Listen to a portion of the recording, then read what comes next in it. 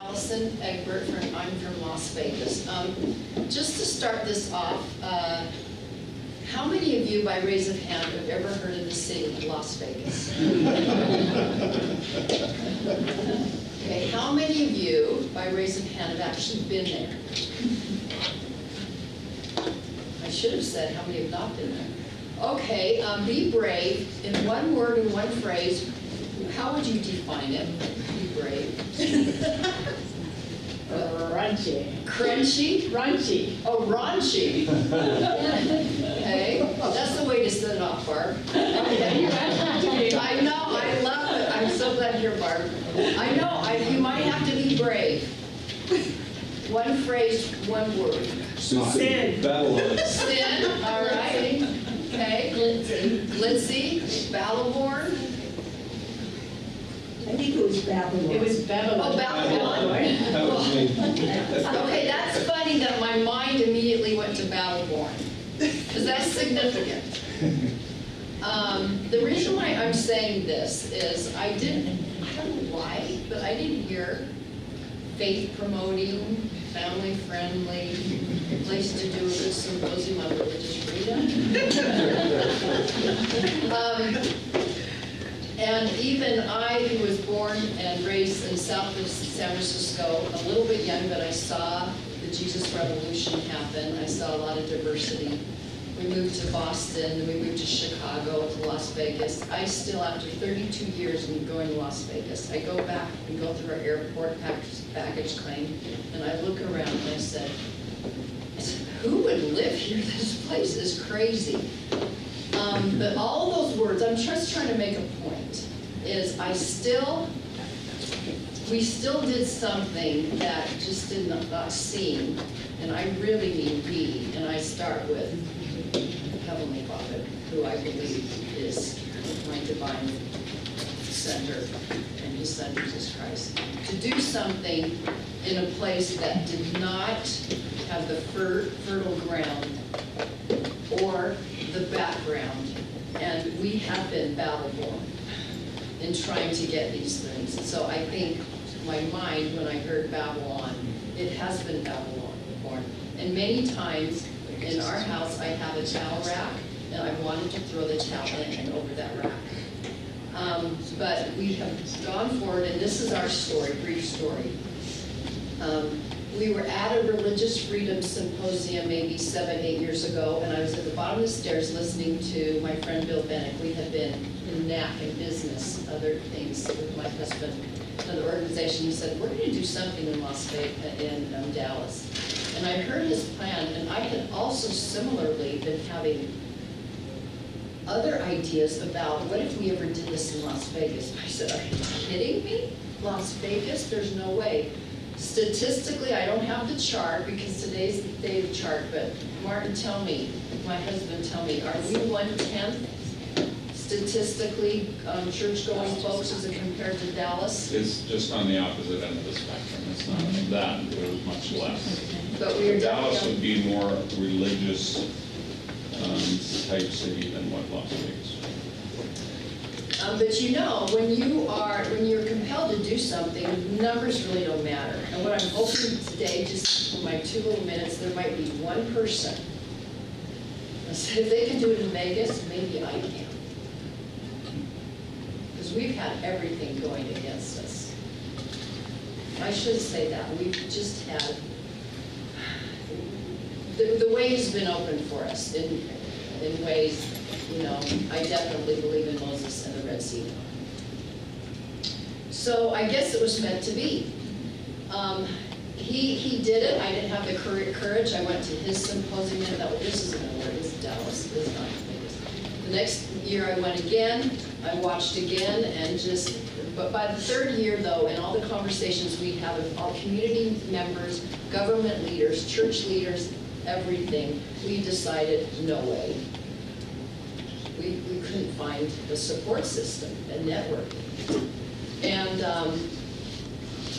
but then one day I had a conversation with one individual who said, you know what, I am personally thinking about doing a constitutional event. And her lovely person, her name is Mary Mescal. She'd been a city county commissioner.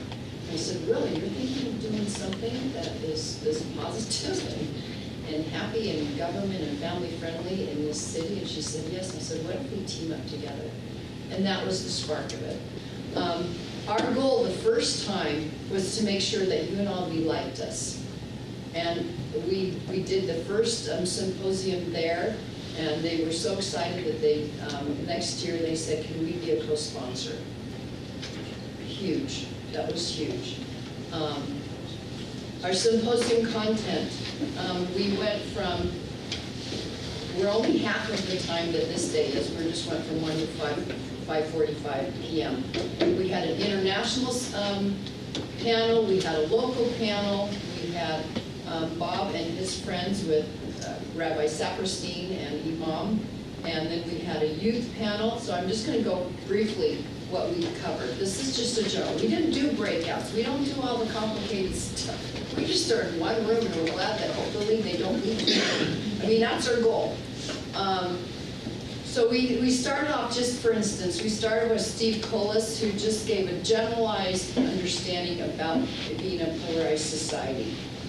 Then we went into a local panel with we had a rabbi, we had a Baha'i leader, a Baptist leader, a member of our faith, and a Muslim. Can I tell you, these 5 people, it took forever to find these 5 people. Battle-born. They're willing to come, and we had an amazing, amazing conversation, which is now on our website, if you so happen to have extra time in your life that you want to hear what they had to say.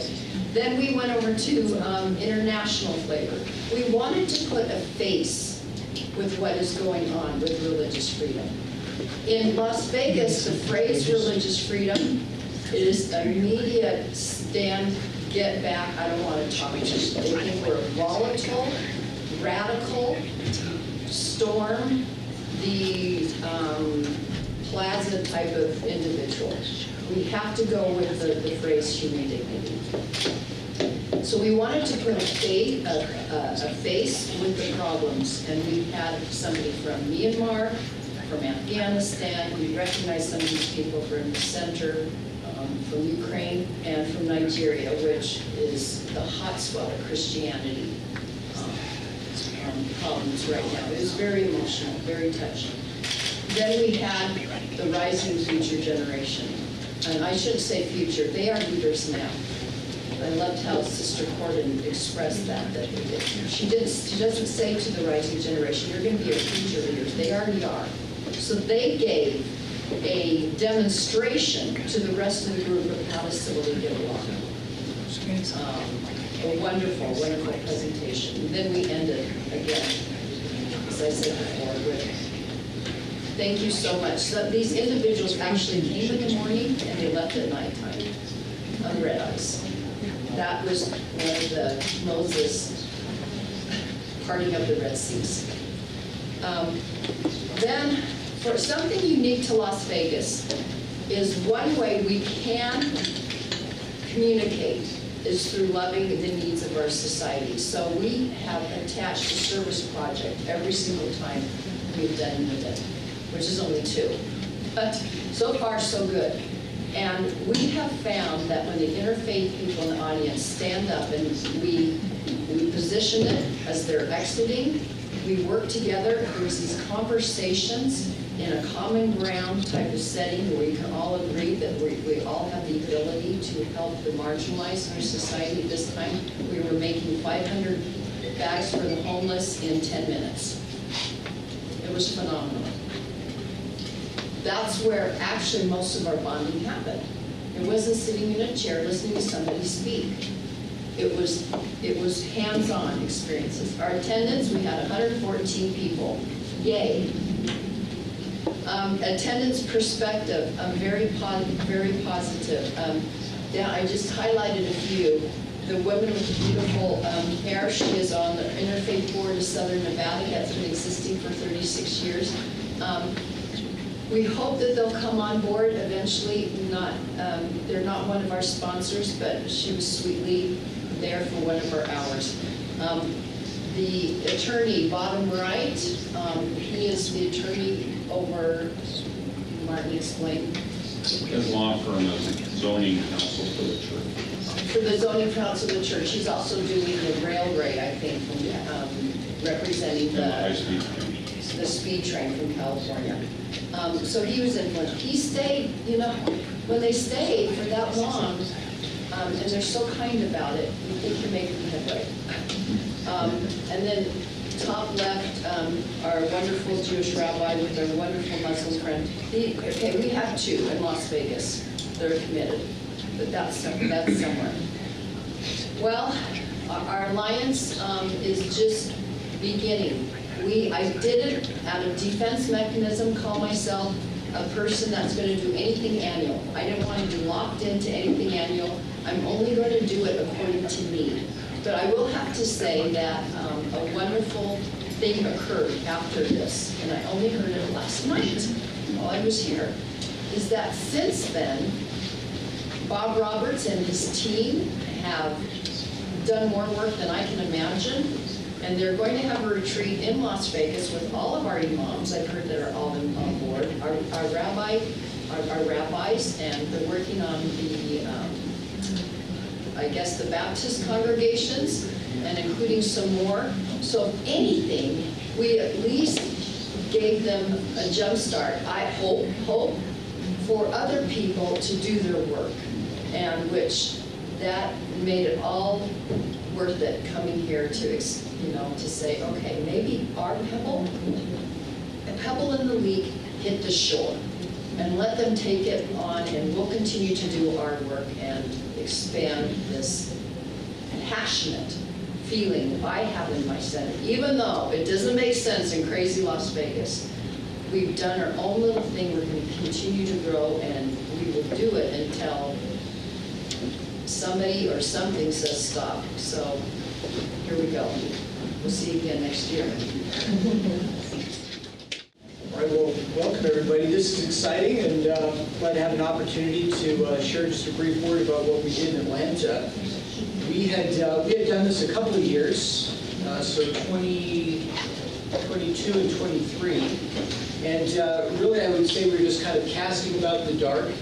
We started out the first year, and we thought, who could come to this? And we called a fellow who runs a religious liberty clinic at the University of Notre Dame, and he said, yeah, I'll fly down there, I'll pay the bill, and I'll fly down there and I'll do your meeting. And we invited the mayor and the city council and some legislators and things like that. And we had a little group and had a good meeting. And we tried to build on that the next year. And then Bill Benac reached out to us. And he introduced himself, and he said, you know, I'd like to support you. I'd like to help you.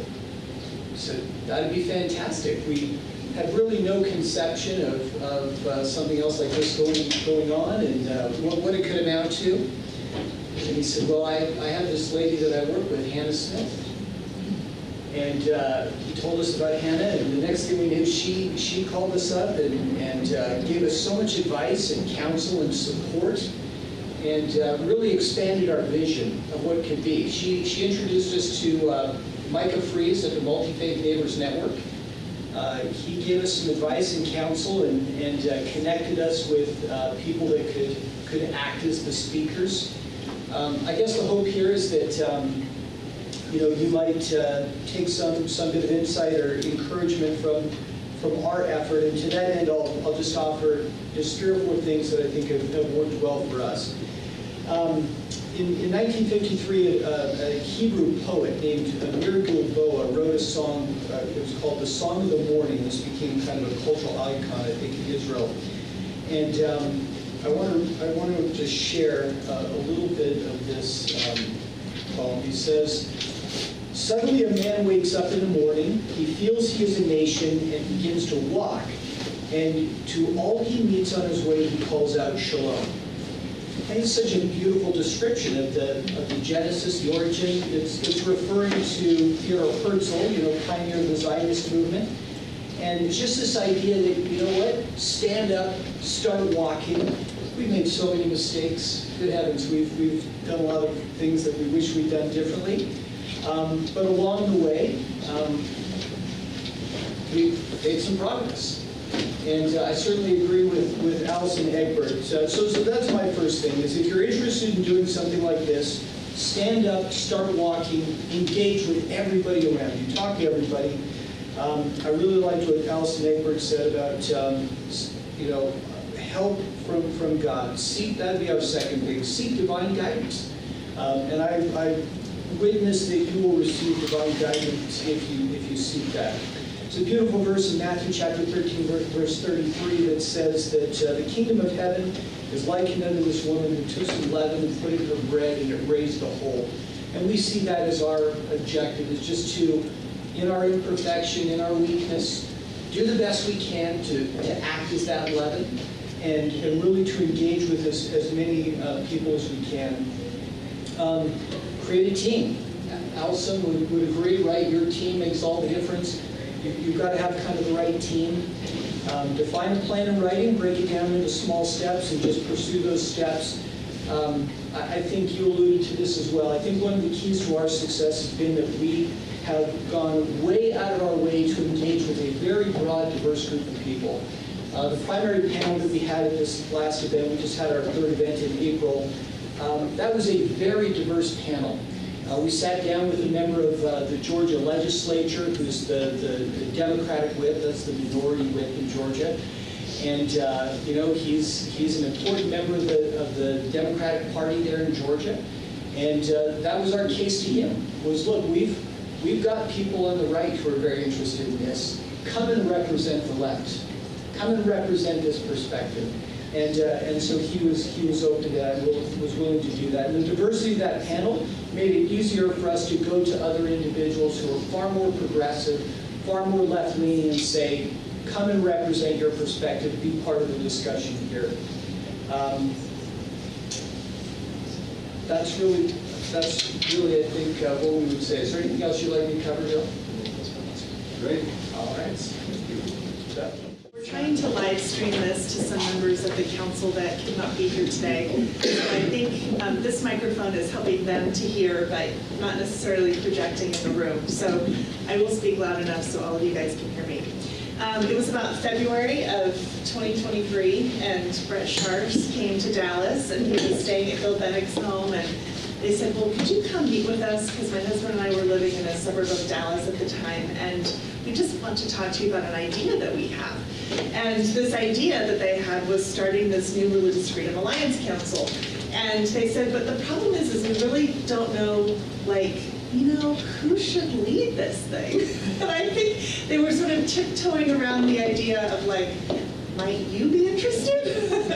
And I was happily serving on the school board at the time and working with Sheer Jaffe and raising my 4 kids. And I said to Brett, well, if you consider someone, I'd be happy to do it. And so I stepped up and have been working with Bill now over the last year and a half on building this Religious Freedom Alliance Council, which is really an extension of some things that I did at the Beckett Fund, working with Catholics and Baptists and Jews and others on creating the American Religious Freedom Project. And it's been really, really fun. This is what I love doing the most, is bringing people together from a lot of different religions and working together to promote religious freedom. So over the last year and a half, we have, I think, doubled the number of states that we have folks on the Alliance Council. And I'm just going to go through this roll call. And if you are here, I'd love for you to stand up. And we'd love to introduce you to everyone. A lot of people are on the video live stream. But Alabama in Birmingham, Justin A. Miller. He's an attorney with Sheer Jaffe, and he is brand new this year. He is starting a chapter in Birmingham and planning an event for this fall. In Arizona, we have Paul Cardin, who I think is on the live stream. He's from Mesa, and he has been central in putting together an event there in Mesa under the nonprofit called the Coalition. From Orange County, California, Jeff Shields. I don't know if he's still here. He was here earlier. But Jeff Shields I've known for a really long time. He's a J. Reuben Clark Law Society attorney in Orange County, and he's actually been hosting a law and religion symposium for about 20, 25 years now. He's been doing this a really long time, so we're really happy to have him on the council. In Florida, we have Kayleen Stroud, who I know is on the live stream. She's from Orlando, and through her calling in the church, she has created the Central Florida Commission on Religious Freedom. I spoke at Kayleen's summit back in, I think it was like 2015 or something, a long time ago. And she started with the same model of having like a day-long summit, but now they are focusing more on doing programs with colleges and universities in their city and partnering with them and building a curriculum to use for the rising generation, which is really innovative, and I think a good example of how you can start with one model and shift into another model and serve the same purpose of forwarding religious freedom in a different way, perhaps to a different demographic. President Keim is here today, and you heard from him from the Cartersville, Georgia stake. I was so impressed with the event this year. I was able to go out and be the moderator for the panel. I was so pleased that Bob Roberts, who's here with us today, his organization of the Multi-Faith Neighbors Network was able to help put us in touch with the executive pastor of the Ebenezer Church in Atlanta, which is the church where Martin Luther King gave his very first sermon, which was amazing to have him on our panel, and that was thanks to our wonderful relationship with Bob Roberts and with Micah Fries and their organizations that they had. And I just want to say one thing about Bob Roberts right now, because since I went to college in Princeton, I have been meeting evangelicals and Baptists who really didn't want to have anything to do with Mormons. And even though I had a wonderful roommate who was an evangelical and we're still best friends to this day, my overall impression generally was that Baptists didn't think we were Christian and really didn't want to work with us. But not Bob Roberts. Bob Roberts is an amazing, amazing person. He's a Baptist who will tell you to your face, I'm going to baptize you, but he'll work with you, and he wants to work with us, and we have some wonderful programs that we work together with him on, and I'm so grateful that we had the chance to incorporate the Multi-Faith Neighbors Networks in both the Atlanta and the Las Vegas events this year. So thank you, Bob. In Idaho, we have a man named John Zarian, who is heard me speak at the Las Vegas. Hey, John, stand up. He heard me speak at the Las Vegas J. Reuben Clark Law Society annual conference this year, and he came up to me afterwards and he said, I really want to do something in Idaho, so we're going to start doing something in Idaho soon, thanks to John. Susan Sims, who's from Des Moines, Iowa, she's, I think, on her 12th year in Iowa doing a Religious Freedom Day, and they go up to the Capitol and do some really meaningful things with policymakers there. Nick Zetas from Topeka, Kansas, who I know is here. Thank you, Nick, for coming. He is on the LDS Coordinating Council in Topeka, and Governor Sam Brownback actually introduced me to Nick and said, I met this guy who's LDS the other day, and he wants to do a religious freedom conference, and you really should get in touch with him. So Nick joined our council, and we're going to be working together with him on some things in Topeka.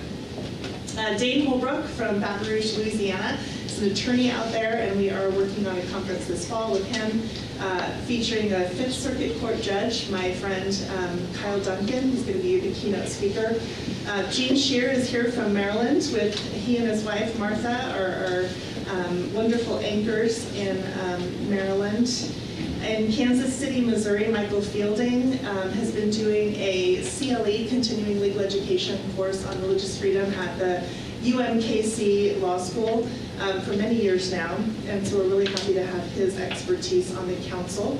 The Egberts from Las Vegas, who you heard from, are on their second year of their summit. Kristen Anderson in North Carolina.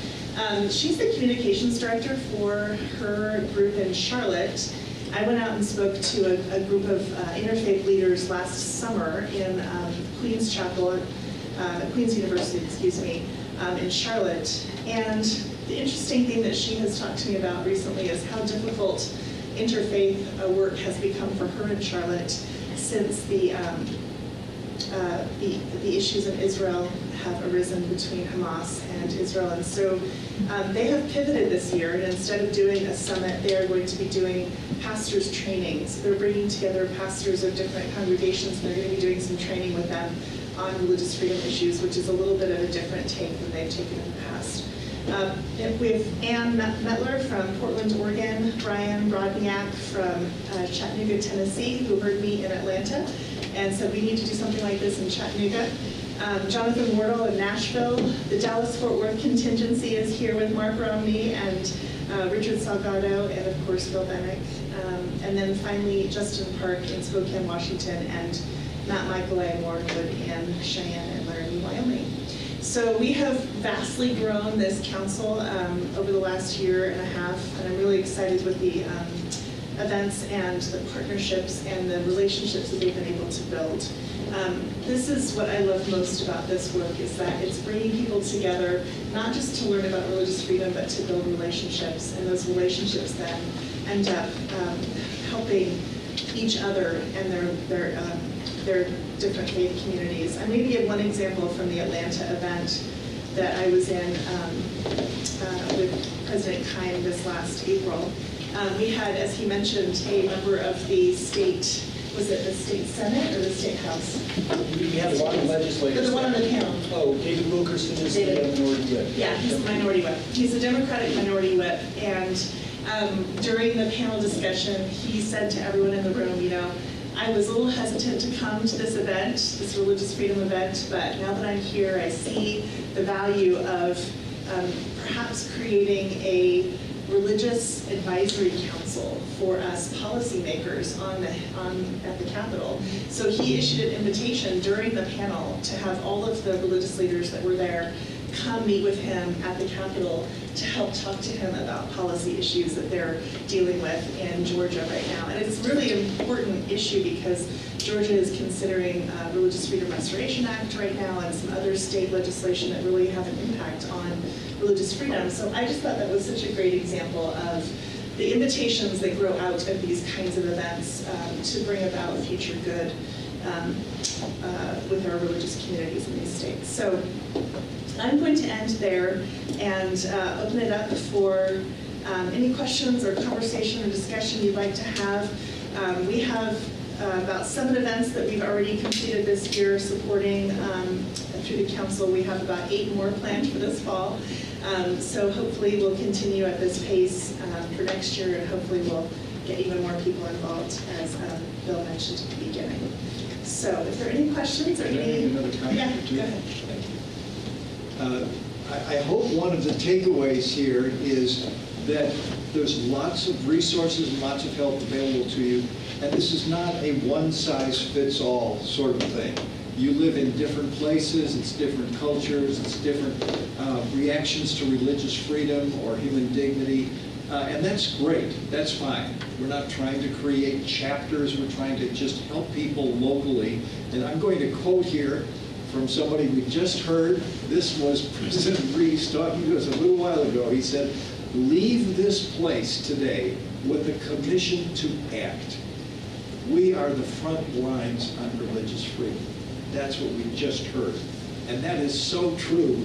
So, you know, it's great to sit in these sessions. It's great to hear uplifting, motivating speakers and walk out the door and say, that was terrific. And a week later, we can't quite remember what we heard. On the other hand, this is something we can all do. It's a grassroots movement. Whatever your involvement is in the community, with your friends, with your church, let's work that in such a way that we are defending the basic rights that are in our Constitution, the basic reasons in a lot of ways that we're here on the earth, to exercise freedom of choice, to exercise our religions. So don't feel intimidated if you're listening to someone like Allyson or Rob and you're saying, oh my gosh, they're doing such a wonderful job, I could never do that.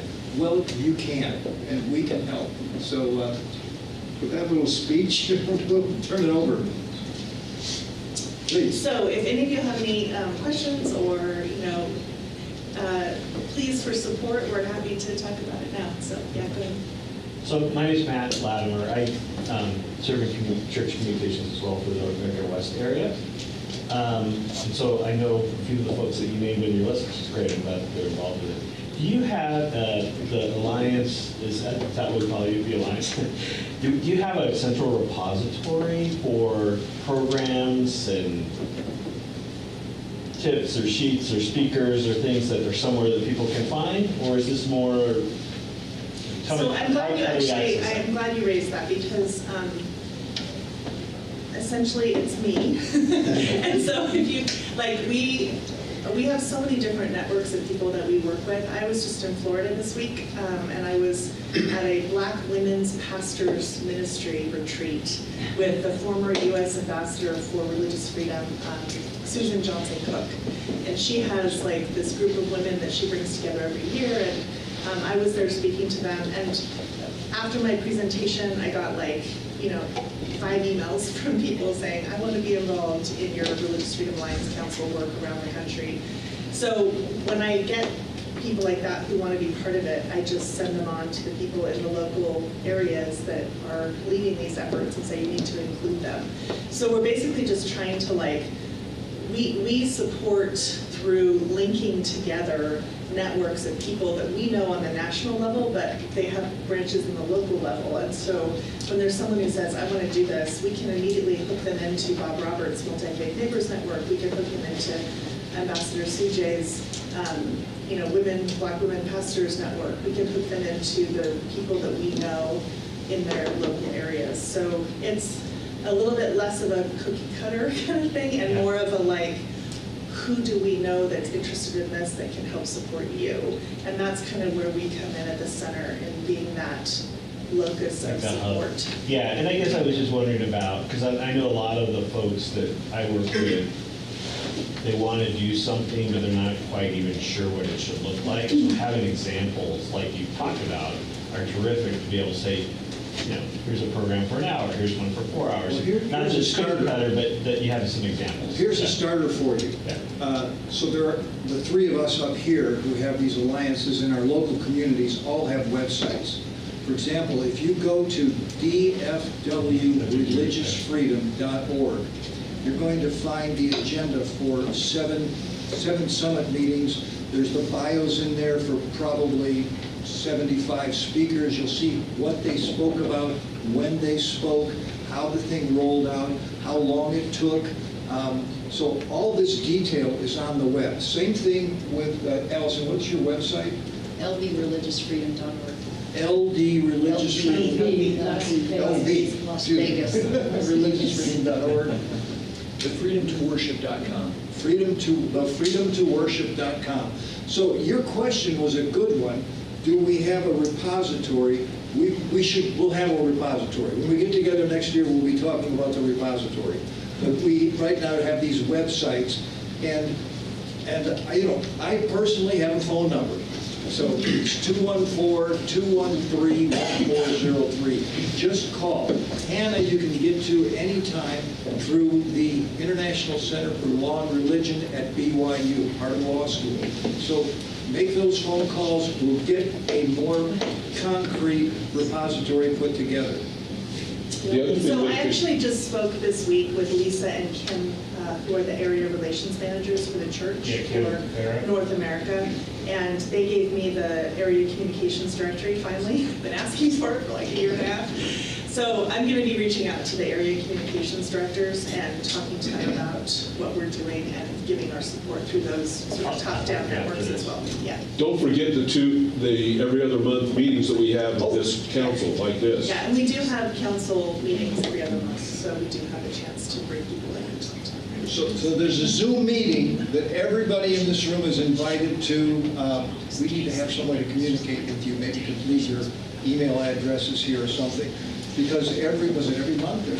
You can just reach out to me. It's hannah.smith@law.byu.edu, and I can get you in touch with all of them. And that's just where we get together and talk about who's doing what, when, and how can we help, or what would you like to share with others? Yes. I think there was another question. Allyson. Yes. Sorry, there's 2, one in the back and one over here. So Allyson, did you want to say something before that? It's like only because I came on board before any repository. I mean, it was coming to things like this and tapping people I didn't know on the shoulder and saying, hi, would you ever consider coming to Las Vegas? Literally, that's how we've developed. I'm looking forward to having a repository. And my husband and I, we would go to houses of worship every Sunday And it was all groundwork. It was all groundwork, and it was over a period of time. I mean, literally, from the time that we thought of this idea, I don't want this feeling of I've got to have this deadline. It took us 3 years. 3 years to do one afternoon. And now with this, it will be expedited. But even in these settings, I would hear a speaker, and I thought that would fit in Las Vegas. Maybe it wouldn't, or whatever. I'd get to know them through a period of time. So it's grassroots. So I applaud that this is going to be available. But don't be afraid to do it just in the mud like we did. So. In the back, yes. Yeah. Hi, I'm Shima. I have a question. Nice to see you. So I just had a question. One of the kind of major themes I noticed earlier in Ryan Burge's data was just that, it's not as much about interfaith as much as kind of engaging atheists and people of faith. And I've talked to Susan Sims about this, and I'm curious how other people in this room or others that have done this work, how have you engaged the kind of atheists, agnostic people, and how is that? Do you have any kind of best practices? Because in my mind, that's the biggest puzzle. I feel like interfaith we've kind of figured out, but I don't know if I figured that out. So I'm curious your thoughts. Yeah. No, it's a really good question. I think I'm also on the J. Reuben Clark Law Society, which is the Mormon Lawyers Association Religious Freedom Committee. We actually have an atheist on our committee. And so, I mean, it's hard to find. They're few and far between. They're sort of rare gems, the atheists and agnostics that want to engage on these issues. But I think that it's definitely something that's not lost on our local organizers, that it's religious freedom for everyone, and we also protect the right for those who are not religious as well. So I think it's harder to find the people in that category that want to engage with us, not so much that we don't want to engage with them, is what my response would be. Did you want to say something about that? Sure. This was a hot topic in Georgia this year because there was a RFAR law before the legislature, and religious freedom tends to mean different things to different people. That's kind of a charged term. And so, plurality is a word that we used a lot, and I think, Bill, you mentioned the idea of human dignity, right? I think that's really resonated with some folks too. But yeah, the idea of religious liberty, that's very charged. That has a certain meaning to people. Democrat, Republican, they see that very differently. And some folks that we talked to just said, we feel like what you mean when you say religious liberty is this, something I'm not really in support of. But one thing that people can get behind is the idea of plurality and an equal opportunity for everybody to worship or not worship as they see fit. Any other comments or questions? Yes. On a local basis, with the predominant religion of which I'm part, are there plans to do more than what BYU structurally is doing with these kinds of conferences?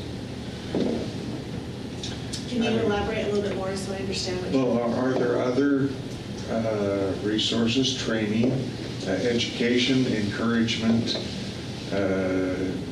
coming on a structural basis such as these conferences? Did you want to? Yeah. You should look into the International Advisory Council at our center at the International Center for Law and Religious Studies. That's what we do. We're involved in programs all over the world with religious freedom. Been there, supported, have recommended people to come and supported that.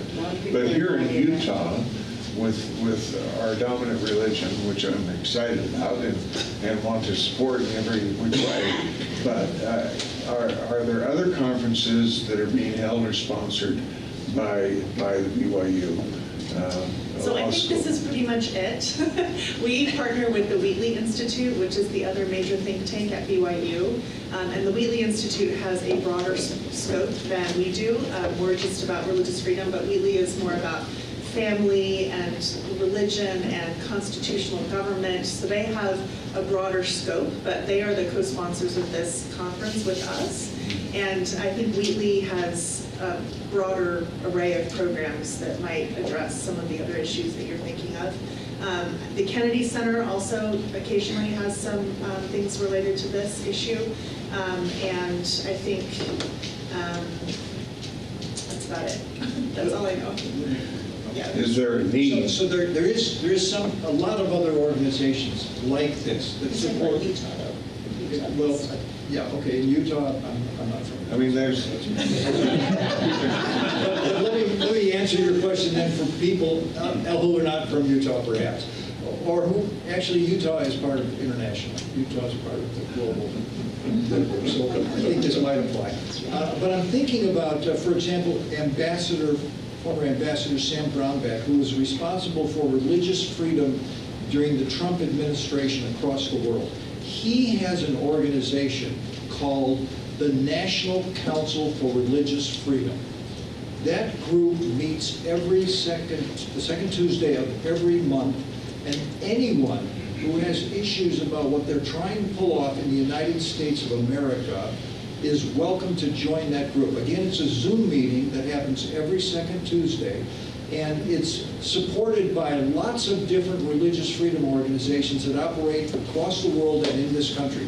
For example, there's the group called the Religious Freedom International, which is a Washington-based organization that's operating all over the place. There's something called the International Religious Freedom Secretariat, sponsored by a fellow named Greg Mitchell, which is an international operation, and they have become much more involved in the United States of America to the point where they ask us to help them put together something in Florida, which is one of the first events in the United States. And there are many other groups, I've got a whole list of them here, that Senator Brownback is supporting, and anyone can join those meetings, ask questions, get help, get support. So one of the things we're trying to do is and Bob Roberts right here with his Multi-Faith Neighbors Network. That's an organization that's available for support. They're part of this group that Sam Brownback is putting together, as are we. So what we're trying to do is just kind of pull together and get strength in numbers with the many, many organizations across the country that are supporting this concept of religious freedom, human dignity. It's an idea whose time has come, really, and Heavenly Father is behind this with everybody, whatever religion you are, whatever state you're living in, whatever country you're in. This is an idea whose time has come. So there's a long answer. I guess the other thing I should point you towards is the LDS Church newsroom and other resources. They put together a substantial amount of religious freedom resources, and I helped them develop some of those. So they're really quite good and comprehensive. There is a collection of religious freedom talks that have been given by the Brethren that's available in a website that we helped create through the center. So there's a variety of different resources that are specifically LDS focused that are on religious freedom that you can find through the LDS app, through the website, and through our center through the library. Yeah. This has been more focused on sort of events. I'm curious about what happens with local processes, school boards, city recreation leagues, even company workplace policies. What's the step that takes us from talking about the issue with some experts to learning from people who are dealing with it week by week in the trenches, so to speak? So a couple of things come to mind to answer that question. My husband is an attorney as well. He's the general counsel for a corporation based in Dallas called Ryan, but prior to that, he was the vice president and general counsel of a business unit for Raytheon. And you guys probably remember several years ago when there was a lot of RFAR state laws that were being considered around the country. And some of them passed really easily. Some of them eventually became more problematic. And you might remember when Governor Pence was governor in Indiana and the RFRA bill came up and there was a firestorm of negative response to that. There were corporations that were threatening to boycott Indiana if they passed the state RFRA. And my husband, in his capacity as the VP and general counsel of his company, just behind the scenes, with some coaching from his wife, gave some really good legal arguments as to why Raytheon should not issue a letter publicly denouncing the state RFRA. And ultimately, the general counsel of the whole company decided to stay this one out and not issue a public letter denouncing the state RFRA.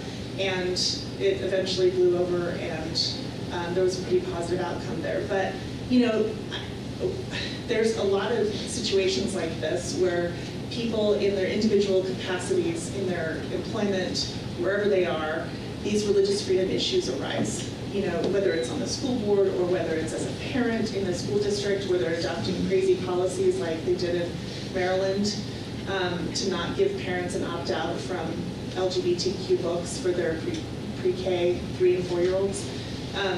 You know, there's situations that happen like this where individuals just need to be able to be educated enough to stand up and speak out.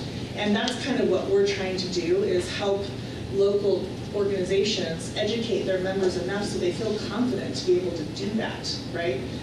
This happened to me when we lived in a suburb of Dallas, Texas. Our school district, we moved our family across the country back to Texas from DC, and we chose Tarrant County, which is the most conservative county, urban county in the whole country. And we were in South Lake, Texas, which is one of the most, you know, wealthiest suburbs of Dallas. And these radical school administrators got hold of our school district and decided they were going to pass a 36-page plan that would basically impose DEI on our entire school district. It was DEI audits of the curriculum, of the library, of the teachers' review process and teacher tenure process, and they would audit student religious groups who on campus had Bible study together, and if they weren't sufficiently culturally competent, they were going to kick the high school Christian Bible club off campus because of this DEI program that they were going to adopt. And our community basically said, look, wherever you stand on DEI, like you can be for it, you can be against it, but let's just keep politics out of our schools. Let's just keep it out. Like, let's let our kids learn. Let's let parents, you know, teach their kids what they want. And so we took over the school board and we defeated the plan. And it was a huge endeavor. I mean, I ran for school board. I raised $70,000 for a school board race. Like, some state congressmen don't get that much money. So, I mean, there are situations like this that arise where, you know, you just have to be ready to stand up and say, I'm not going to stand for this. And hopefully what we're doing is helping educate people so that they can do that exact thing. Yeah. So I'm Erica Thurston. I'm a licensed clinical social worker and I'm in private practice. And this is exactly my concern. There's a lot of things in the counseling profession in general and nationwide that we are encouraged, well, we must support and we promote things that are contrary to our values with our clients. And I've come to the point, it's not doable unless I'm working with people within my own values.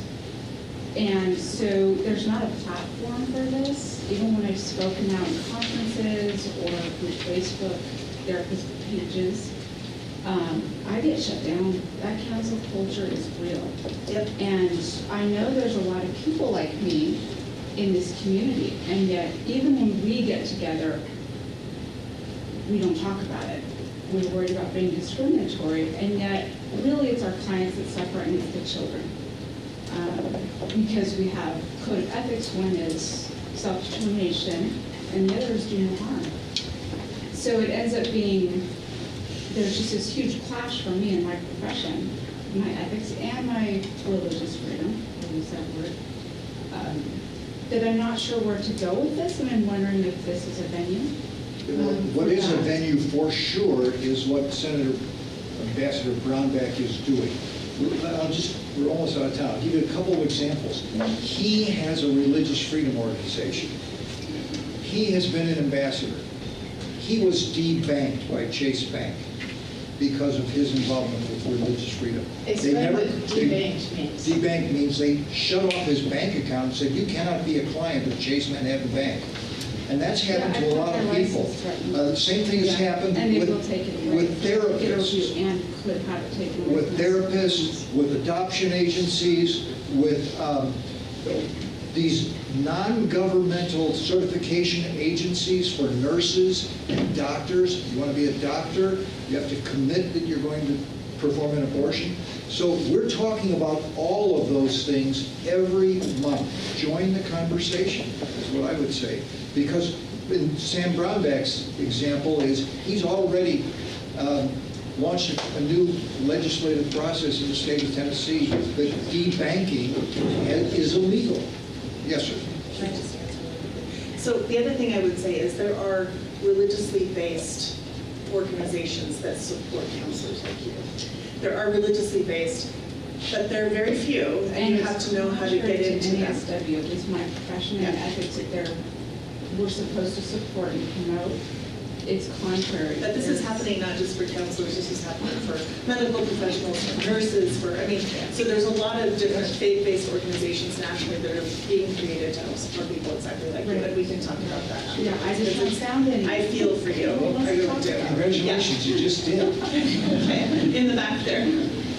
So one of the things that was successful before our Religious Freedom Symposium is I went to the president of the Pride organization in our city and in our state and said, this is what we're planning to do. And then I listened to how they felt about that. And they actually came and attended and participated in the event. And I learned a lot about how afraid they are of us. And as strongly as we feel fear and are hesitant about engaging with them, they feel exactly the same thing about us. So, look, I'm not trying to set myself up as anybody doing anything wonderful, but outside of the public facing, if you go to those people in those communities where you live and engage with them and talk to them about what you're doing and why it's for them too, you may have some more positive results than when we get into the public kind of banging heads with each other. That's great. Thank you, Nick, very much. I appreciate that perspective. And there's a lot of examples of that kind of partnership around the country, and I think it's a really good thing. I just want to close up here because we're out of time, but for those of you who, like Nick, want to start a local event, it doesn't have to be a full-day summit. It can be a lunch speaker. It can be an interfaith service project. It can be helping your child create a student club to help, youth of different religions learn more about each other. Please feel free to reach out to me. You can join our council. We have bi-monthly meetings via Zoom. If you want to join Sam Brownback's monthly call, his organization is called the National Committee for Religious Freedom, and he hosts it, and he has an agenda every month that they talk about all of these different issues, debanking and counselors' issues and other things. So it's a little bit broader of a scope. But we thank you all very much for coming and appreciate your interest. And please feel free to reach out to me anytime. I'm happy to talk.